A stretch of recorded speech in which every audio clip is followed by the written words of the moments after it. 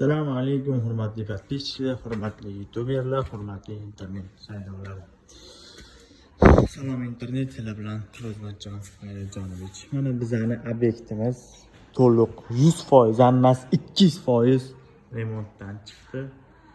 Ko'rishingiz mumkin mana devorlar toza travertinni ustidan toza travertinni laklari surilgan, attachente bo'lib ketdi bor uni.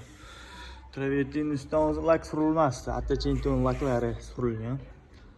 Mana hozir optoda mana bu yoq tarafli ko'rinadi mana. Yaxshi ko'rinmayapti mana.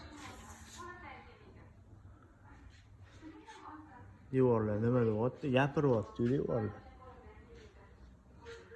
Uylar polni 100% bitdi mana. Yangi chiroyli obzorlar qilib berganman mana.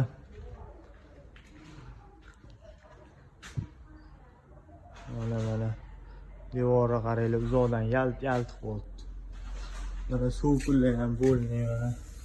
Hammasi chiroyli kraskadan chiqdi 100%. Mana akfalar qo'yilgan. Bog'ni ochiq ayvon bo'lgan.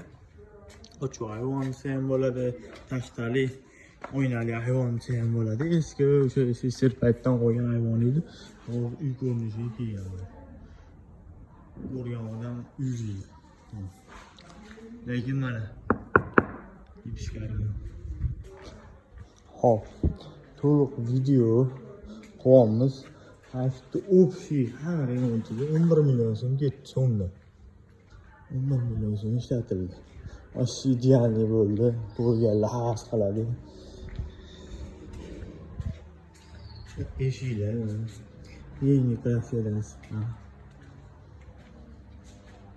Hamma shikkalatran bo'ldi. Shikkalat bo'lib ketdi. Sog' bo'linglar, salomat bo'linglar. Sizlar bilan Ro'zmatjon G'ayratjonovich bo'ldi. Yaxshilikda ko'rishaylik.